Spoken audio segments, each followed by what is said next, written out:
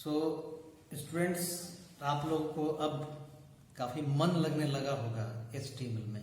वास्तव में एक प्रोफेशनल चीज़ आप सीख रहे हैं, कोई छोटी मोटी चीज़ आप नहीं सीख रहे हैं। आप सीख रहे हैं वेब पेज कैसे डेवलप होगा।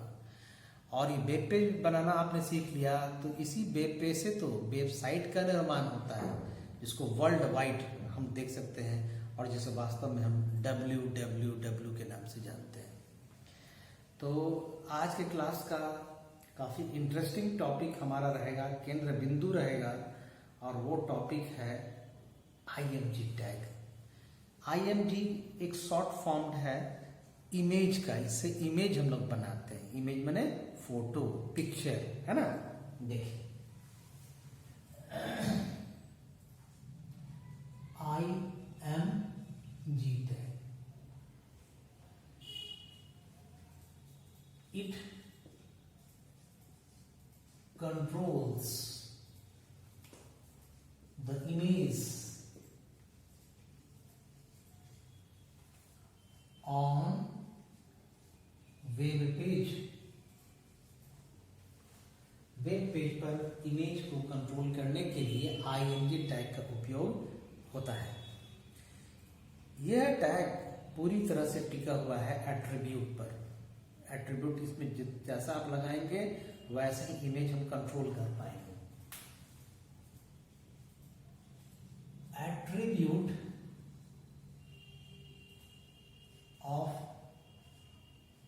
IMG tag. Number 1, SRC।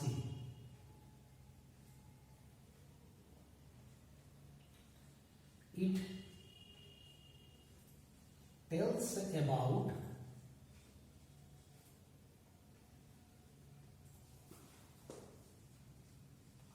source image file, यानी जिस इमेज फाइल को हम वेब पेज के ऊपर अप्लाई करना चाहते हैं, इंसर्ट करना चाहते हैं, तो वो सोर्स फाइल कहाँ है, लोकेशन उसकी क्या है और उस फाइल का नाम क्या है। जनरली जो हम लोग इमेज फाइल के लिए इमेज फाइल जो यूज करते हैं, इसमें मूलतः हम लोग JPG फाइल यूज करते हैं। ऐसे दूसरे इमेज फाइल भी यूज किए जा सकते हैं, लेकिन चूंकि JPG फाइल बहुत हल्के फाइल होते हैं, इसलिए मूल रूप में हम लोग JPG फाइल इमेज फाइल के रूप में यूज करते हैं और करेंगे। इस RC के बाद नेक्स्ट एट्रीब्यूट देखिए, वो है विड्थ।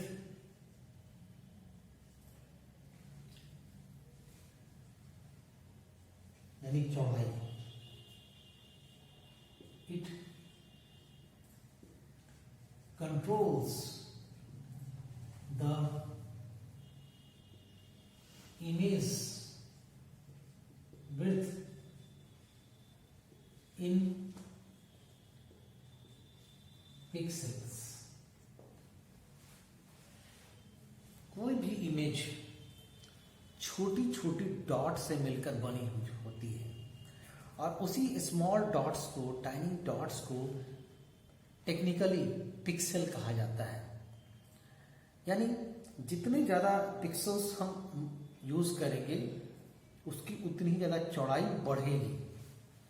तो हम लोग इसके लिए वैल्यू यूज करेंगे जितने पिक्सल की चौड़ाई उसकी उतनी ही कंट्रोल्ड हो जाएगी। चौड़ाई हुई है और विड्थ, यानी कि हम लोग मान लेते हैं कि ये एक इमेज फाइल है, तो इस इमेज फाइल में आप जो यहां देख रहे हैं that is called width,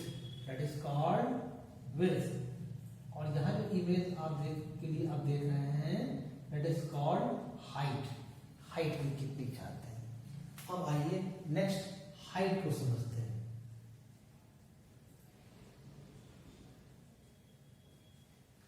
It controls the image height in pixels। तो जितने ज़्यादा हम पिक्सल्स यूज़ करेंगे हाइट उसकी उतनी ही ज़्यादा बनेगी। तो कभी कभी पिक्चर में विड्थ ज़्यादा रखते हैं और हाइट कम रखते हैं, और कभी कभी आवश्यकता ऐसी पड़ती है विड्थ कम रहती है और हाइट ज़्यादा होती है, तो अपनी इच्छा के अनुसार साइज हम लोग कंट्रोल कर सकते हैं। Number 4, border.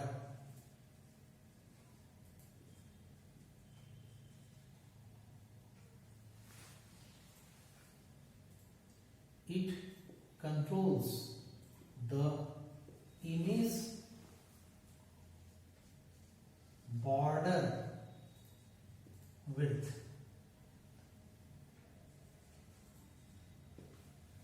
यानी जो हम बनाना चाहते हैं किसी इमेज के लिए, मान लिया कि ये कोई एक इमेज बना,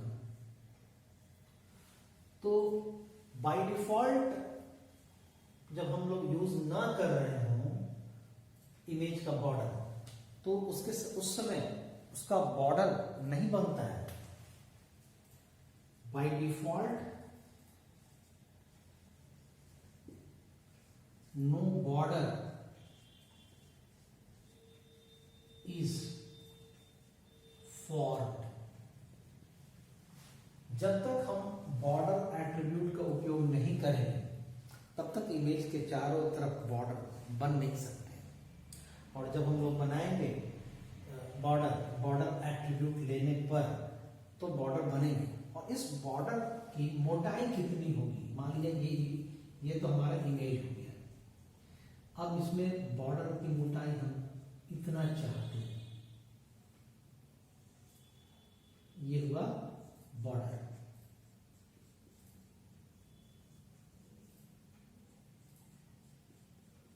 है ना, ये बॉर्डर हुआ। तो बॉर्डर की मोटाई हम कम चाहते ज्यादा चाहते हैं, ये इसकी वैल्यू पर डिपेंड करता है। और जो इसकी वैल्यू है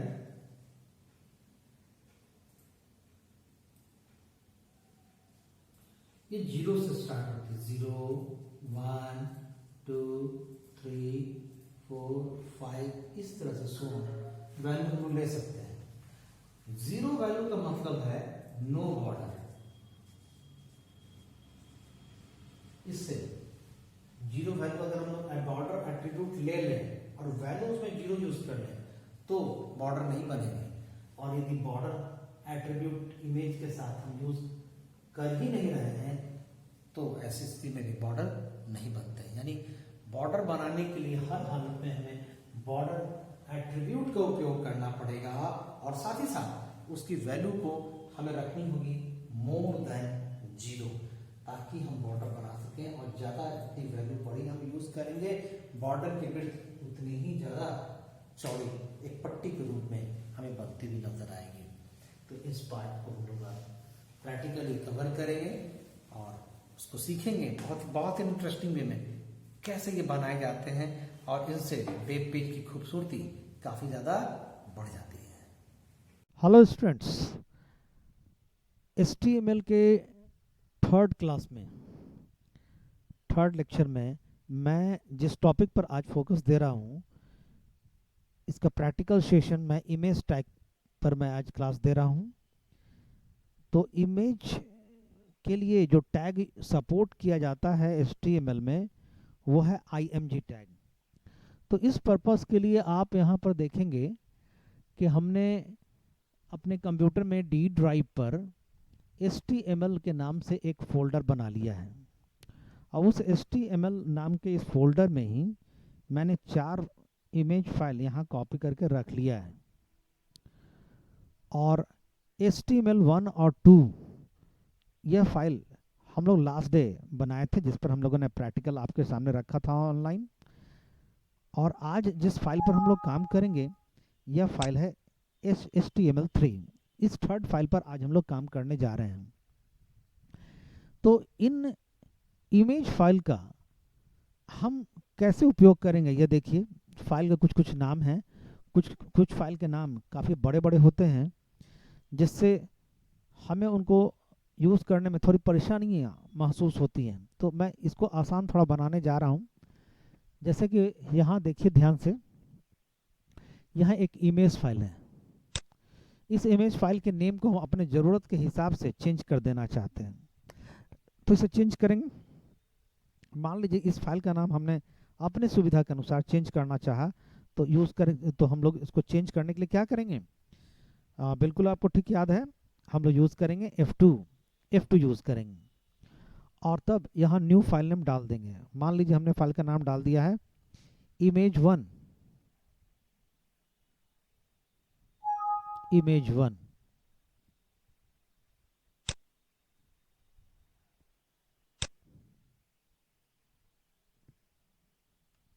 image1 के नाम से एक फाइल हमने यहाँ इसको रीनेम करके तैयार कर लिया, जिसको हम लोग आगे यूज़ करेंगे। और दूसरा इमेज फाइल यहाँ हम लोग ले रहे हैं, इस इमेज फाइल को भी रीनेम हम लोग कर लें अपने सुविधा के अनुसार। इसका भी प्रोग्रामिंग में हम लोग यूज़ करेंगे image2, इससे सहूलियत हो जाएगी। और जो दो और हैं इनको भी मैं रीनेम कर लेता हूँ 3 और 4 के रूप में। ओके, इसको नाम हमने कर लिया image3, रीनेम कर लिया 3, और इस चौथे फाइल का रीनेम कर रहे हैं image4। तो काफ़ी आसानी हो जाएगी। और HTML के कुछ फाइल्स पर हम लोग काम कर चुके थे 1 और 2 पर, आज थर्ड फाइल पर हम लोग काम करने जा रहे हैं आपके सामने में। तो ये हमने एक तैयारी कर लिया, आप भी ऐसे ही तैयारी कर लीजिए कि आप अपना एक नाम से एक फ़ोल्डर बना लीजिए, और उस फोल्डर में आप अपने HTML फाइल को तो स्टोर करते ही चले जाइए, साथ ही साथ आप इमेज फाइल भी कुछ कॉपी करके रख लीजिए, ताकि इससे आपको इमेज फाइल पर वेब पेज पर अटैच करने में ज़्यादा सहूलियत महसूस हो जाएगी। चलिए हम लोग नोटपैड पर चलते हैं। नोटपैड पर हमने पहले से ही एक मिनिमम स्ट्रक्चर के साथ एक फाइल बना रखा है। इसमें टैग, जो बेसिक टैग यूज़ कर दिए गए हैं, HTML tag, head tag start किया गया और हेड टैग क्लोज किया गया। इसके अंदर में टाइटल टैग ओपन और क्लोज किया गया, और मैसेज हमने ले लिया है टाइट इमेज। इसलिए इमेज आप टाइटल बार पर देख पाएंगे एक मैसेज के रूप में। और यहाँ अब हम लोग चूँकि कुछ डिस्प्ले कराना चाहते हैं, डिस्प्ले मैं कराना चाहता हूँ ब्राउज़र की विंडो में, इसलिए बॉडी टैग जरूरी है। बॉडी मैंने ले लिया है, और बॉडी टैग मुझे क्लोज भी ले लेना है।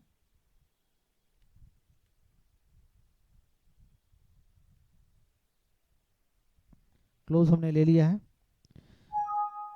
हम लोग की यहाँ इच्छा यह है कि यहाँ हम लोग जो वर्क कर रहे हैं, यहाँ पर हम किसी भी मैसेज को या इमेज को सेंटरली अलाइन करेंगे। तो आप समझ सकते हैं कि हम लोग टैग यूज करेंगे सेंटर।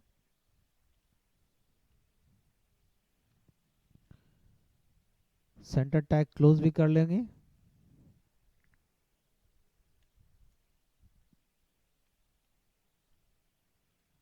क्लोज हमने कर लिया। तो ये बिल्कुल ये ब्लैंक भी है, अभी इसमें कुछ भी नहीं है। हम लोग चाहें तो इस फाइल को सेव कर सकते हैं, फाइल मेनू से सेव के द्वारा आपने सेव कर लिया। पहले से हमने फाइल को सेव कर रखा है HTML3 के नाम से, ये सेव हो चुका है। और इस फाइल को जब मैं रिफ्रेश करूंगा, रिफ्रेश कैसे होता है? F5 से। तो आप F5 यूज़ कर सकते हैं, या रिफ्रेश के लिए बटन भी दिए गए हैं, रिफ्रेश बटन। ये रिफ्रेश यहाँ पर कर दिए गए। रिफ्रेश होने से ब्राउज़र में अभी कुछ भी डिस्प्ले नहीं आया, सिर्फ यहाँ इमेज मैसेज नज़र आया है। हम लोग ये चाह रहे हैं कि वाइट बैकग्राउंड को भी थोड़ा चेंज कर दें, तो आपको पता ही है क्या करना है।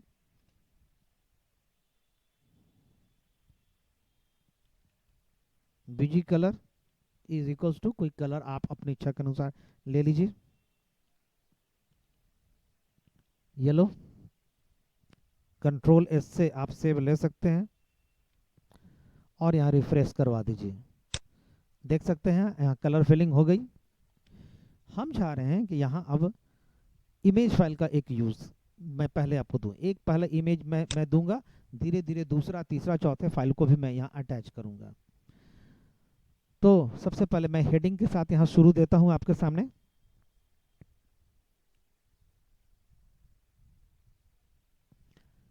H1 टैग हेडिंग में यहाँ ले रहा हूँ।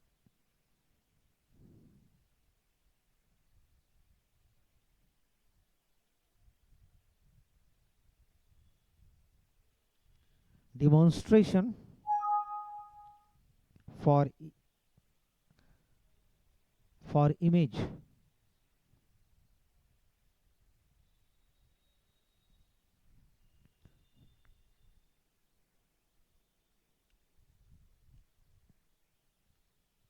H1 टैग क्लोज कर दिया गया। अब पहली बार हम लोग अपने इस HTML फाइल में इमेज टैग यूज करने जा रहे हैं, इसलिए img टैग यूज करने वाले हैं हम लोग।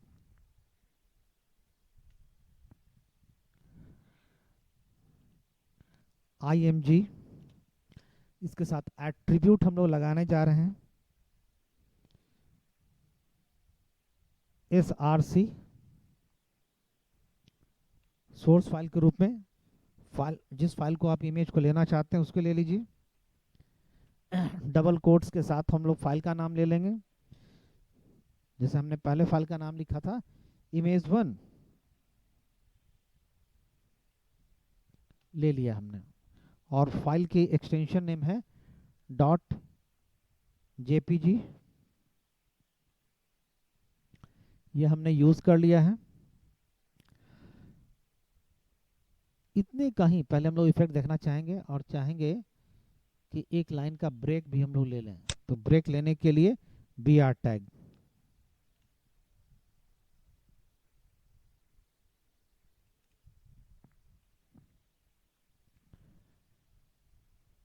मात्र इतने का आप उपयोग देखिए। img टैग क्लोज नहीं किए जाते हैं, इसलिए मैंने क्लोज नहीं किया है।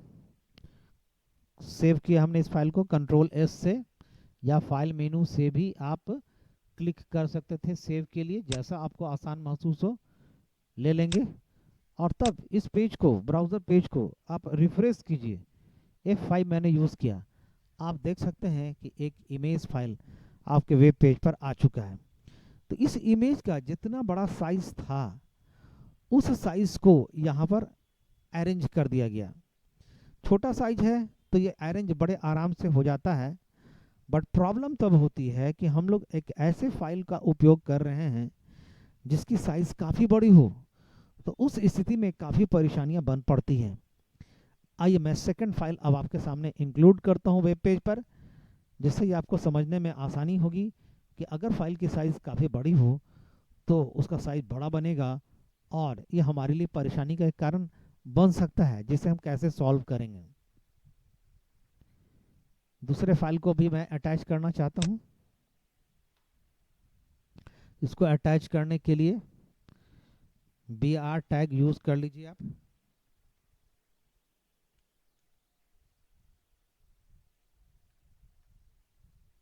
और आपको काम करने में आसानी महसूस हो, इस कंटेंट की कॉपी कर लीजिए, Ctrl+C पेस्ट कर लीजिए, Ctrl+V, और फाइल का नाम आप यहां चेंज कर दीजिए image2। सेव किया गया और इस पेज को रिफ्रेश किया गया। आप देख सकते हैं एक काफ़ी बड़ी इमेज फाइल हमारे सामने आ गई। अगर इसे हम मैक्सिमाइज भी करते हैं तो मैक्सिमाइज करने पर यह फुल स्क्रीन में तो आ जाता है, लेकिन फुल स्क्रीन में भी आप देखेंगे कि ये इमेज पूरी तरह से एडजस्ट नहीं हो पा रहा है, काफ़ी बड़ा साइज है।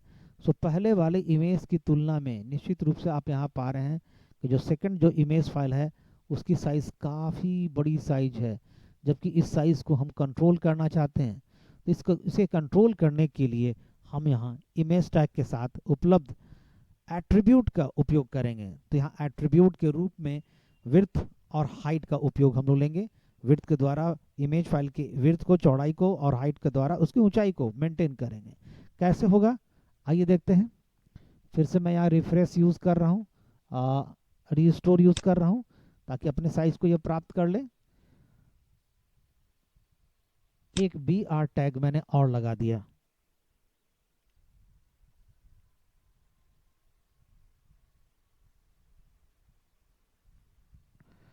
और IMG टैग के साथ हम लोग एट्रीब्यूट भी लगाएंगे। अब देखिए एट्रीब्यूट का हम लोग कैसे यूज करेंगे।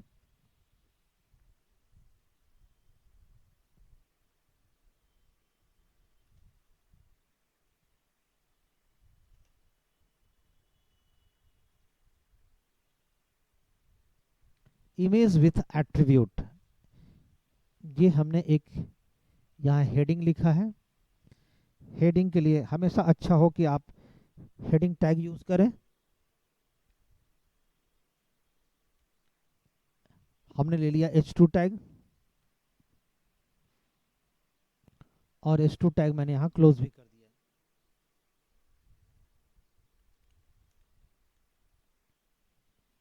H2 टैग क्लोज भी हो गया। अब रही बात एट्रीब्यूट की है। अब मैं यहाँ एट्रीब्यूट अप्लाई करने जा रहा हूँ।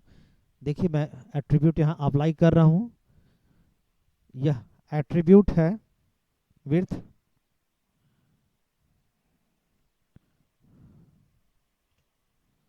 इज इक्वल्स टू वैल्यू के रूप में पिक्सल वैल्यू हम लोग यूज करते हैं। सपोज दैट पिक्सल वैल्यू हमने यूज किया है 300, हाइट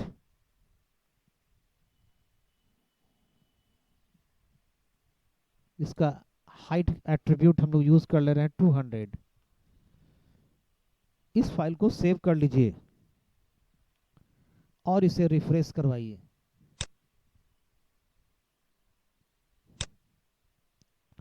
आप देख सकते हैं कि जो पिक्चर की साइज, कितनी बड़ी साइज अभी आपके सामने में थी, साइज हमने पूरी तरह से यहाँ कंट्रोल कर लिया है। और जितनी बड़ी साइज हम चाहते हैं उतनी बड़ी साइज हम यहाँ पर ले सकते हैं। आपके ही अकॉर्डिंगली साइज सारी अरेंज की जाएगी। सपोज डैट वैल्यू हमने यहाँ चेंज कर लिया, हाइट को हमने ज़्यादा कर दिया, हमने विड्थ को छोटा कर दिया, और हाइट को हमने ज़्यादा कर दिया। एक परिवर्तन मैंने दिया, तो ब्राउज़र हमारे दिए गए इसी वैल्यू के अनुसार इंस्ट्रक्शन को समझता है। और आप जब इसे रिफ्रेश करेंगे तो रिफ्रेश करने के बाद बिल्कुल इफेक्ट आपको वैसा ही मिलेगा जैसा आपने इंस्ट्रक्शन दिया। आप देख सकते हैं कि इस इमेज में विड्थ को छोटी कर दी गई है और हाइट को बड़ी कर दी गई है। आप यह भी सोच रहे होंगे कि क्या इन इमेज के साथ बॉर्डर अप्लाई किया जा सकता है? बिल्कुल। सपोज डैट हम ऊपर वाले इमेज 1 के साथ विड्थ अप्लाई करना चाहते हैं, बॉर्डर अप्लाई करना चाहते हैं, तो बॉर्डर अप्लाई करने के लिए आप एट्रीब्यूट यूज कीजिए। इसका एट्रीब्यूट है बॉर्डर। बॉर्डर की बाय डिफॉल्ट वैल्यू 0 रहती है, और इसी कारण से बॉर्डर बाय डिफॉल्ट बन नहीं पाती है, दिखती नहीं है। लेकिन अगर इसकी वैल्यू हम 1 2 3 4 ले लें तो ज़्यादा चौड़े विड्थ के साथ में बॉर्डर बनाए जा सकते हैं। सपोज डैट हमने यहाँ पर ले लिया है 2, छोटी सी वैल्यू। पेज को आप रिफ्रेश कर दें, आप देखेंगे कि यहाँ बॉर्डर बन चुका है, बहुत पतला बॉर्डर बना है। अगर हम चाहते हैं बॉर्डर और मोटी बनाएं तो वैल्यू हमें 2 से वैल्यू को और बड़ी करनी होगी। आइए वैल्यू को हम लोग बड़ी वैल्यू, यहाँ वैल्यू बड़ी दें। हम लोग यहाँ पर 2 के जगह पर सपोज डैट 6 मैंने यूज कर लिया। निश्चित रूप से इसकी बॉर्डर ज़्यादा मोटी हमें दिखाई मिलेगी। इसको रिफ्रेश कीजिए पेज को सेव कर लेने के बाद। जब भी आप चेंजेस कीजिए HTML फाइल में तो सेविंग जरूरी है, उसके बाद रिफ्रेश कीजिए। आप देख सकते हैं मोटी बॉर्डर हमारे सामने यहाँ पर बन चुकी है। इस तरह से अपने हिसाब से बॉर्डर भी हम दे सकते हैं। अभी तक मैंने आपको जो फाइल दिखाया है, ये फाइल एक खास प्रकार के फाइल थे, इमेज फाइल, जो कि JPG के रूप में यहाँ पर लिए गए थे। इस जेपीजी की फाइल को हमने इमेज के रूप में यूज़ किया और ये स्थिर फाइल है, स्टैटिक।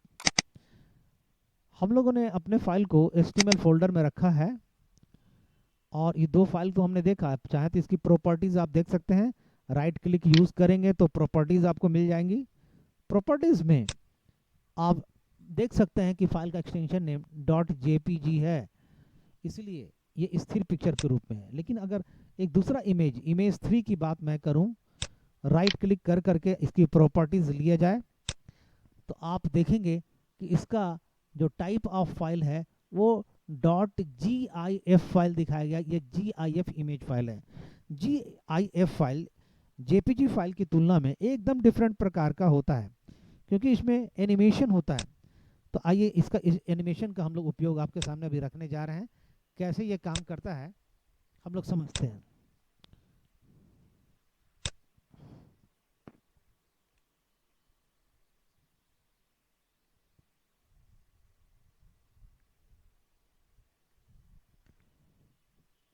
हम लोग इमेज फाइल 3rd यूज करने जा रहे हैं आपके सामने।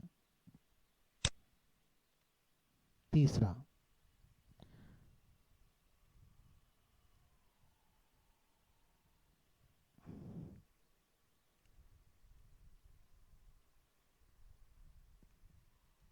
और फिर मैं चौथा भी इमेज फाइल आपके सामने भी यूज करूंगा। कॉपी एंड पेस्ट आप यूज कर लें और इमेज 3 की जगह पर इमेज 4 फाइल आप लाई अप कर दें। सेव कर लीजिए और इसे आप रिफ्रेश कर दीजिए। बहुत ही बढ़िया इफेक्ट अभी आप प्राप्त करने वाले हैं। हमने कर लिया, अप्लाई कर दिया। चूंकि कंटेंट इसके नीचे है, स्क्रॉल बार यहाँ बन चुका है। इस स्क्रॉल बार की सहायता से इसकी स्क्रॉलिंग कराइए ताकि इफेक्ट आप देख पाइए। यहाँ इमेज अभी नहीं आ पाया, इसलिए कि फाइल का नाम जो एक्सटेंशन नेम है, मैंने कहा था GIF लेने के लिए, इसलिए गलत नेम आपको यूज नहीं करना है। गलत नेम अगर आप यूज कर गए तो इमेज एनिमेशन के रूप में नहीं मिलेगा। तो यहाँ हम लोगों ने फाइल के नाम को बिल्कुल करेक्टली GIF यूज किया। 100% अब हम लोग सही आउटपुट प्राप्त कर पाएंगे। रिफ्रेश हमने किया F5, पेज को हमने स्क्रॉल किया और इफेक्ट बिल्कुल आपके सामने में है। काफी बड़ी इमेज फाइल है, इसलिए भी फुल स्क्रीन पर आप नहीं देख पा रहे हैं। इसके साइज को भी, साइज विड्थ को हम लोग कंट्रोल करेंगे। Width is equals to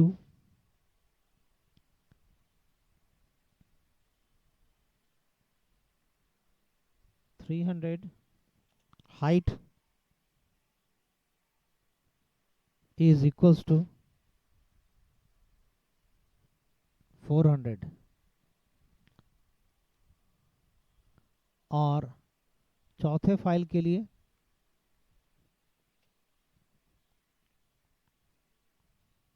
width is equals to 400, height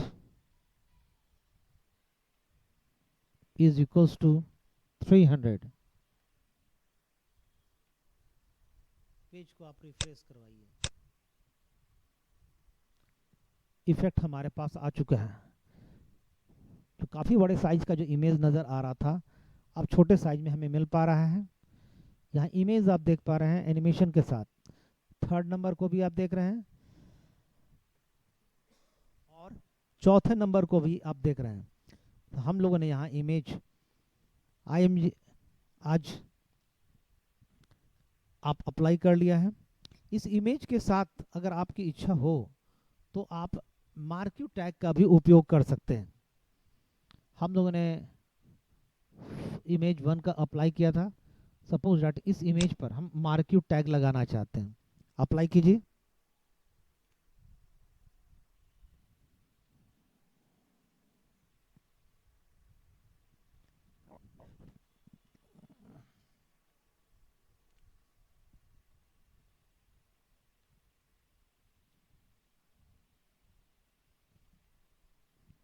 save कीजिए और इसके इफेक्ट को आप देखिए। यह मार्को इफेक्ट हमें मिलना शुरू हो गया। आप फुल स्क्रीन पर इसको प्राप्त कर सकते हैं मैक्सिमाइज के द्वारा। देखिए हमें मार्को इफेक्ट का इफेक्ट हमें देखने को मिल रहा है स्क्रीन पर। फिर से स्क्रीन पर यह हमारे सामने अपीयर होने जा रहा है। इस तरह से आज के क्लास में हमने इमेज टैग को आपके सामने अच्छे तरीके से रख दिया है, जेपीजी के साथ भी, जीआईएफ के साथ भी। जैसी आपको आवश्यकता है उसका आप वैसे ही यूज कर सकते हैं। Okay, thank you.